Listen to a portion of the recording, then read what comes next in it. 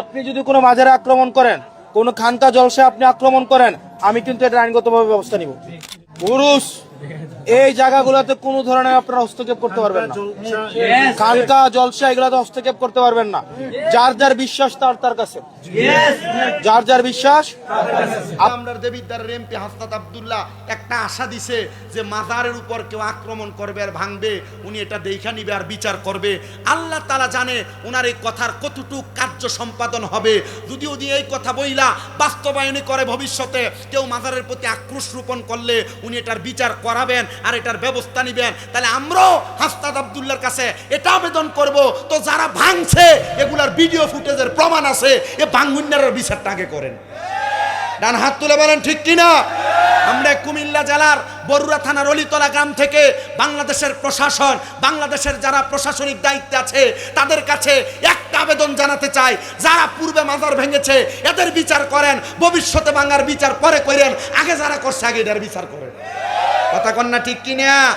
কারণ আমরা সুন্নিরা বিশ্বাস করি এ বাংলাদেশি ইসলাম আনছে আল্লাহর ওলিরা। যারা এই আল্লাহর ওলিদের মাজার নিয়ে বাজে মন্তব্য করে এটা এদের খাসিয়ত, এটা এদের ভিতরে অন্তরে চিন্তাধারা। সুফি তত্ত্বের কারখানাগুলা ভাঙ্গা দিয়া এরা মনে করছে যে আল্লাহর ওলিদের ব্যাপারে এরা চিন্তাধারা যদি এভাবে করে মাজার ভেঙে দেয়, মানুষ আল্লাহর ওলিদের কাছে যাবে না, আল্লাহর ওলিদের সোহবতে যাবে না। না, এই চিন্তাধারা ভুল ধারণা। আমরা সুন্নিরা জানি আমাদেরকে ইসলাম শিখাইছেন আল্লাহর ওলিগণ, আমাদেরকে পরম থেকে দুটি খুল্লা লুঙ্গি আর পায়জামা পরাইছেন আল্লাহর ওলিগণ। এদেরকে আমরা সম্মান করি, তাজিম করি, এদের প্রতি আমরা ইজ্জত রাখি। তবে এদেরকে নিয়ে যারা কুচ্ছা রটনা করে আমরা এদের সাথে সম্পর্ক রাখি, কথা কন না রাখি। আমি আপনাদেরকে যে কথা বলতেছিলাম, আল্লাহর ওলি যারা, আল্লাহর পছন্দের বান্দা যারা, আল্লাহর নেককার বান্দা যারা, এই নেককার বান্দাদেরকে ভয় পায় কে?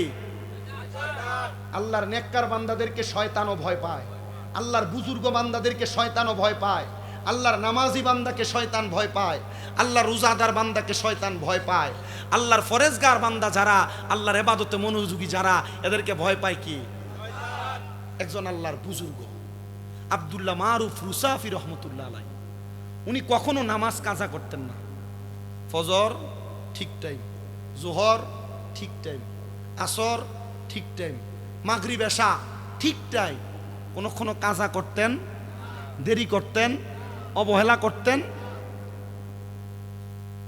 উনি যখন দেরি করতেন না, ওনাকে শয়তান অনেক ধোঁকা দেওয়ার চেষ্টা চালাইত। তো শয়তানের ধোঁকা থেকে আপনি বাইসা যাবেন, আপনি আমি এখনো এমন ইমানদার হইতে পারি না। আল্লাহর একজন খাস বুজুর্গ হযরতে জুনাইদ বুগদাদি রহমতুল্লাহ আলাইহি, নাম শুনেন নাই? উনি বলেন, আমি একদিন আসরের নামাজে প্রবেশ কইরা নামাজ শেষ করে বের হইছি, এমন টাইমে আমি দেখলাম একটা শয়তান থপাস করে উপর থেকে আমার সামনে পড়ছে। আল্লাহর ওলিরা শয়তান দেখার ক্ষমতা আসেনি?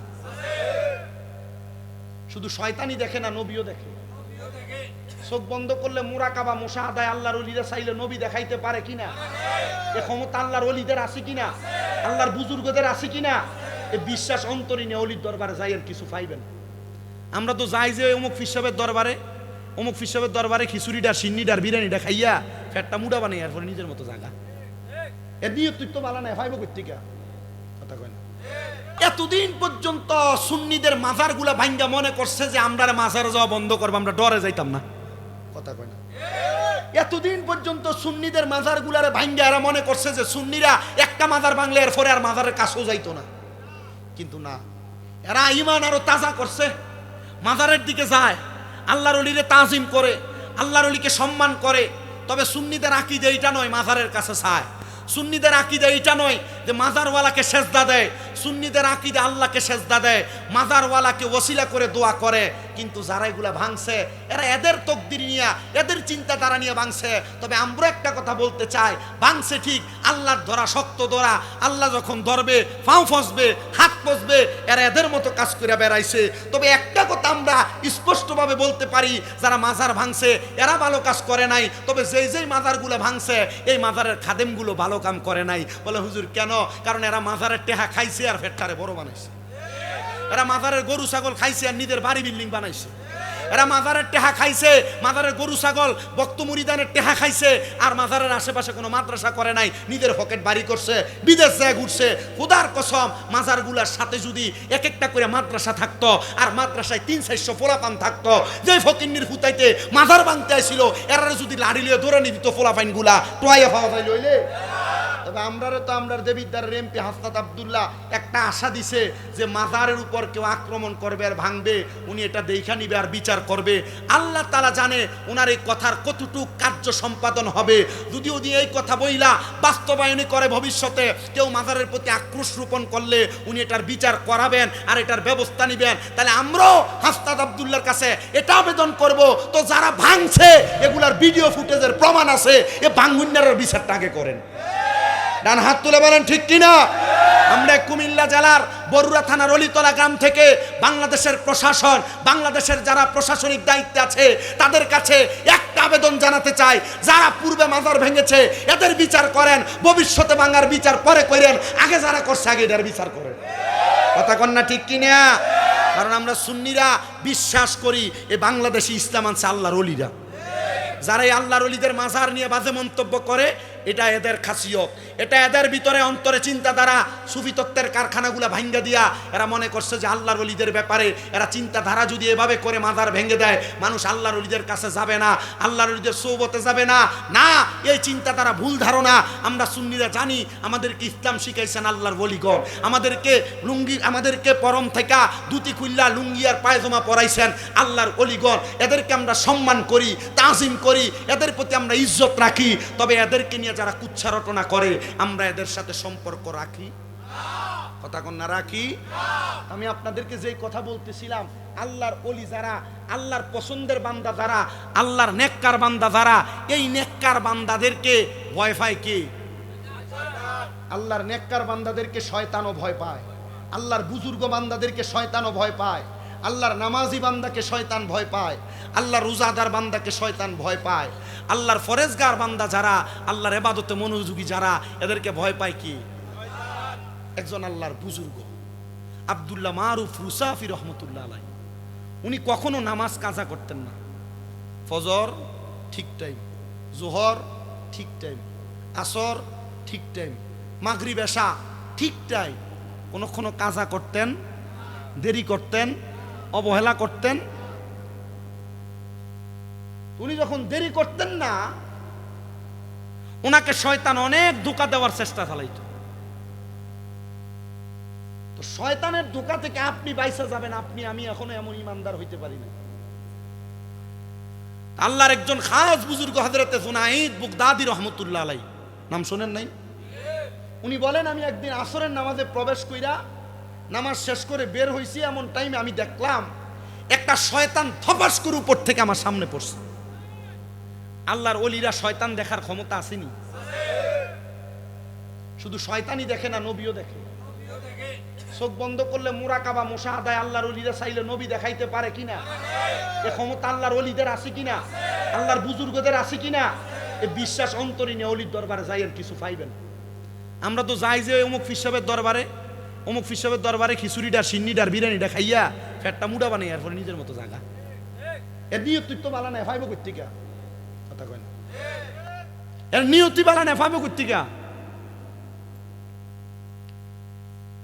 হযরতে জুনায়েদ বুগদাদি রহমতুল্লাহ আলাইহি তিনি বলেন, আমি আসরের নামাজ পড়ে বের হইলাম, তা আমার সামনে একটা শয়তান ধপাস করে পড়ছে। আমি দেখলাম যে সে পইরা আর উঠতে পারতেছে না।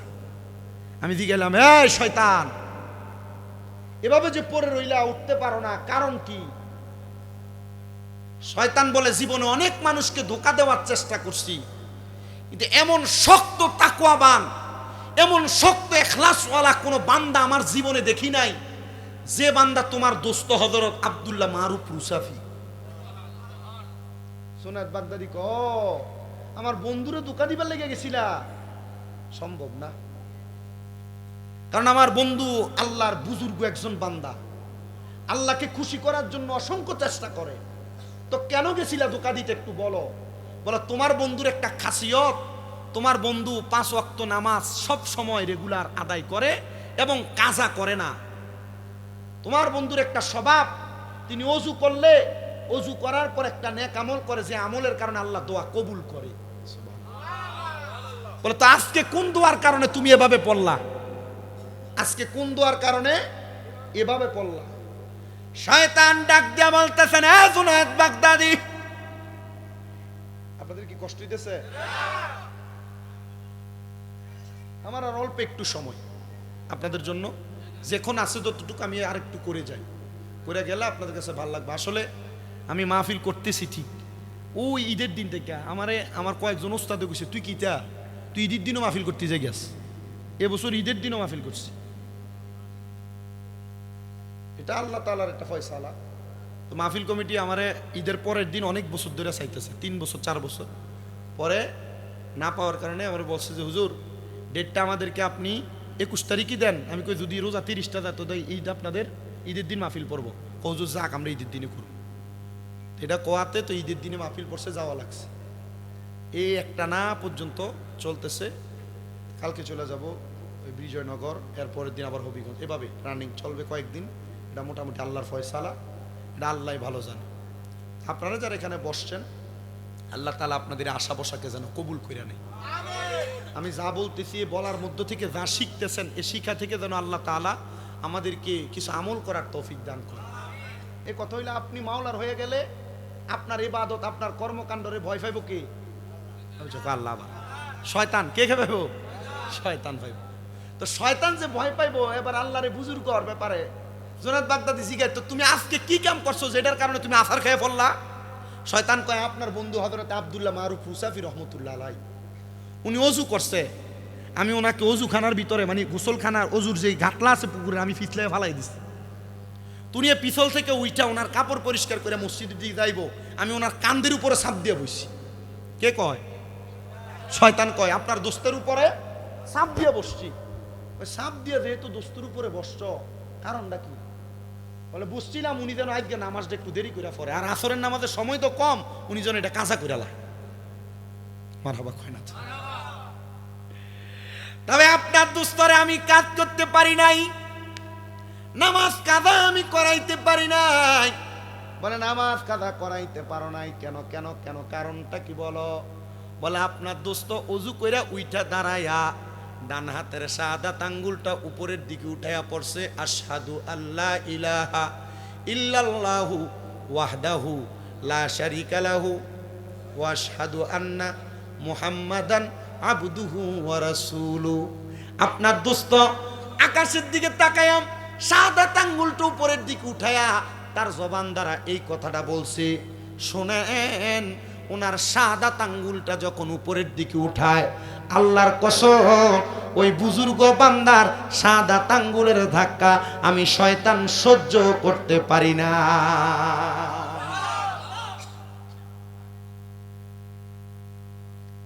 কোন আঙ্গুল? অনেক পরের কথা, জানা দেওয়া অনেক পরের কথা। শুধু একটা শাহাদাত আঙ্গুলের ধাক্কা শয়তান সহ্য করতে পারে না কোন বুজুর্গ বান্দা। আমাদের কেমন বুজুর্গ হওয়ার দরকার আছে না? এমন নামাজি হওয়ার দরকার আছে না? এমন রোজাদার ফরেজগার হওয়ার দরকার আছে না?